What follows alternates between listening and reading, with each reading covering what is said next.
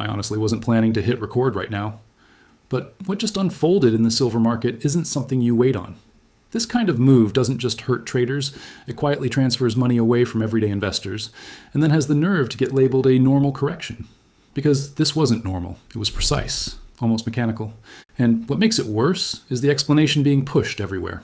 It sounds neat, it sounds logical, and it's misleading. It's Wednesday, February 4th. I'm recording this at 5:08 a.m. New York time. Drop a comment with the time you're watching. I always like seeing where this reaches. Quick housekeeping before we dive in. A large percentage of people watching right now aren't subscribed. If these breakdowns help you think more clearly about markets, hit that subscribe button. It really does matter. Now let's get straight to it. Silver didn't just dip, it dropped in a way that usually only happens when something deep inside the system snaps. When market plumbing gets twisted and anyone holding the wrong type of exposure gets flushed out fast. I can already hear the comments forming. John, that's just volatility. John, this was manipulation. Hold those thoughts, because both sides missed the most important part. This video is going to do three things, and I'll keep it focused. First, I'll walk you through how a routine pullback turned into a trapdoor. Second, I'll explain why the official explanation is a distraction, even if parts of it aren't entirely false. Third, I'll show you what actually matters next, so you don't get hypnotized by headlines while real signals sit right in front of you. Let's rewind. Silver had been running hot. Sentiment was euphoric. Price targets were flying around like guarantees. Late buyers rushed in. And as always, when a trade becomes crowded, it becomes fragile. Then, near the end of the trading week, the floor vanished. This wasn't a slow fade. It was the kind of move that makes you refresh your screen and check your internet. A sharp drop, a small bounce that gave people hope. Then another hit that pushed price to levels nobody expected that day. Almost immediately, the narrative machine spun up. Profit-taking, macro headlines, a stronger dollar, policy expectations. Sure, some of that might explain the background, but it does not explain the speed, it does not explain the timing, and it absolutely does not explain why the move seemed to strike specific pressure points. Here's the first big clue. This sell-off behaved far less like people choosing to sell, and far more like people being forced to sell. Those are very different things. When investors calmly change their minds, markets fall in a messy but somewhat orderly way. When leverage starts breaking, markets don't fall. They stampede. And silver's paper market is basically a leverage engine dressed up as a metal trade. Let me translate this into plain English. Most silver trading isn't someone buying bars and locking them away. It's contracts, paper exposure, promises to buy or sell silver later at a set price. And those contracts are built on collateral, not full payment. That means leverage. Leverage is powerful until it isn't. Because when price moves against you, you don't just lose money. You risk liquidation. And liquidation doesn't care if your long-term thesis is correct. It only cares whether your account meets requirements right now. So the question people should have been asking, but weren't, is this. What happened to margin requirements and forced risk reductions during that drop? In futures markets, exchanges and brokers can raise required collateral. That's not speculation. That's how the system works. And when requirements rise during volatility, it's like adding weight to a bridge while traffic is still crossing. Some vehicles don't make it. Picture this. You're long silver. You posted margin. The trend had your back, then price drops hard. Your equity shrinks. Even if you want to hold, you may not be allowed to. Your broker demands more collateral. If you don't have it immediately, your position gets closed. Now multiply that by thousands of accounts. One forced sale pushes price lower. Lower price triggers another margin call. Another margin call forces another sale. That's the cascade. That's why these moves look like waterfalls instead of slopes. And here's the second cliffhanger. A cascade doesn't need a villain. It only needs math. I'm not claiming someone pressed a button in a dark room, but I am saying the market structure allows these cliffs to exist. When you see them, your first suspicion should be leverage and forced selling, not a calm reevaluation of value. Now, let's address another question that came up fast. Why didn't trading pause cleanly? Market protections aren't always as simple as down X%, stop everything. They depend on contract type, time windows, reference pricing, and how rules are triggered in real time. Sometimes, what looks obvious on your screen doesn't meet the precise technical conditions required. And even when it does, the response can be chaotic. The takeaway is simple. Liquidity can vanish faster than your ability to react. So if your plan is, I'll just exit if it drops, that's not a plan, that's a hope. Now let's talk incentives. Once forced selling starts, the next question is obvious. Who benefits?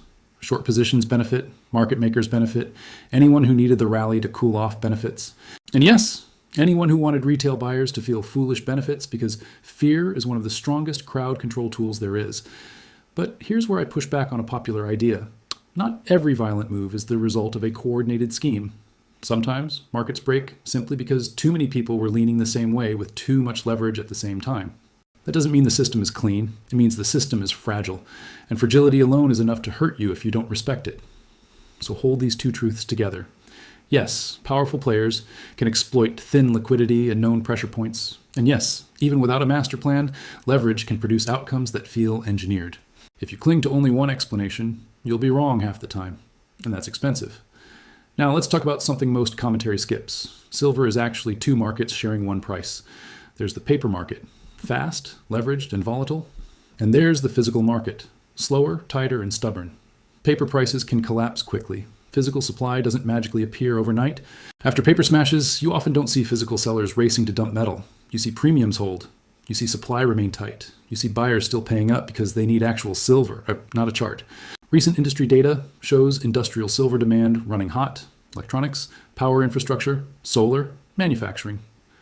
Total demand has hovered around over 1 billion ounces annually, with industrial demand alone pushing into record territory. That's not speculation, that's factories. On the supply side, multiple summaries point to ongoing multi-year deficits, meaning the world keeps consuming more silver than it produces. A price crash doesn't create new metal, it only changes who panics. And that's where the emotional trap snaps shut. After moves like this, weak hands quit in frustration. Strong hands quietly say, "Thank you." But here's the real question. What kind of strong hand are you? Strong because you sized correctly? Or strong because you're stubborn? Because stubbornness gets destroyed too, just slower. Let's touch history because people love comparisons. Yes, silver has spiked and crashed before. But older cycles didn't have today's industrial demand. Solar wasn't dominant. Electrification wasn't a global policy obsession. Debt burdens weren't this heavy. Silver doesn't trade in isolation. It trades inside a leveraged financial system. U.S. federal debt has pushed well beyond the mid-30 trillion range, and interest costs are no longer theoretical. They're a daily policy concern. That creates pressure for easier conditions over time. Easier conditions tend to favor real assets long-term. But long-term support does not mean smooth price action. It can mean violent swings. Now let's revisit the macro headline blamed for the crash. Higher rates, stronger dollar, metals pressured. Textbook logic. But real markets don't behave like textbooks. They behave like crowds, and crowds don't adjust politely. They panic. The headline gave people an excuse to run. The exits were already too small because leverage had packed the room. That's why it felt like a trapdoor. Now about institutions and exchanges always being protected. They're not protected out of kindness. They're protected because they are the plumbing. If the plumbing fails, everyone gets soaked. Stability often gets prioritized over fairness. That's not conspiracy, it's system design. Now let's talk physical delivery interest, because this matters. When more participants ask for real metal, paper systems feel strain. Rising delivery requests tighten inventories and raise eyebrows. And it creates incentives to make paper trading uncomfortable. That's not an accusation, it's incentive analysis. Here's another cliffhanger. If physical demand keeps pulling metal while paper prices get slammed, something has to give. Either physical demand cools, or paper prices eventually chase reality. That tension is where big moves are born. Gold behaved differently for a reason. Gold has central bank demand. Gold has institutional buyer of last resort energy. Silver doesn't. Silver has industrial demand, but it also has speculative demand that can vanish fast. That makes silver fall harder during fear, and rebound harder when fear clears. If you got hit in this move, you're not dumb. You were caught in a system that punishes leverage and rewards patience. The lesson isn't never touch silver. The lesson is never rely on leverage and perfect liquidity to save you. Zooming out, metals keep attention because trust is eroding. When people believe rules apply differently, they look for assets with fewer promises attached. But don't confuse distrust with imminent collapse. Systems can limp for a long time. Markets can stay unfair longer than you expect. Being early can still bankrupt you. Now let's zoom back into the day itself. Strong prior run. Momentum traders pile in. Retail follows. Leveraged products gain popularity. Liquidity thinner than expected. Then selling hits key stop levels. Stops turn into market orders. Market orders in thin windows create slippage, add margin pressure, and the fire spreads. The people closest to the system can see where stress builds. Open interest, volatility, breakpoints. That doesn't make them villains, it makes the game asymmetric, so you compensate with rules. Futures markets allow large paper selling without physical backing, by design. That can hammer price even while physical buyers remain active. That's why charts and physical availability can temporarily diverge. And here's the danger. Repeated paper flushes discourage participation. Less participation means worse liquidity. And worse liquidity means the next flush is sharper, Uncomfortable? Yes. Real? Also yes. Looking ahead. 90 days, expect volatility. Bounces. Chop. Another shock when boredom sets in. Boredom is when people lower defenses. Short-term traders need discipline or absence. Long-term holders need a plan, not emotion. Separate the layers. Metal paper, leverage mining stocks. Now a simple checklist. Know what you own and why. Know what makes you sell. If you don't know, you're gambling. If you can't sleep, cut risk. Looping back to the start. The move was fast because the system is built for speed. The move was deep because leverage creates fragility. The explanation was comforting because narratives exist to soothe, not to tell truth. Adapt, don't react. And remember, the people who survive aren't the loudest. They're the most disciplined. This is education, not advice. Use it as a framework. Do your own work. Make decisions that fit your life, not someone else's comment section.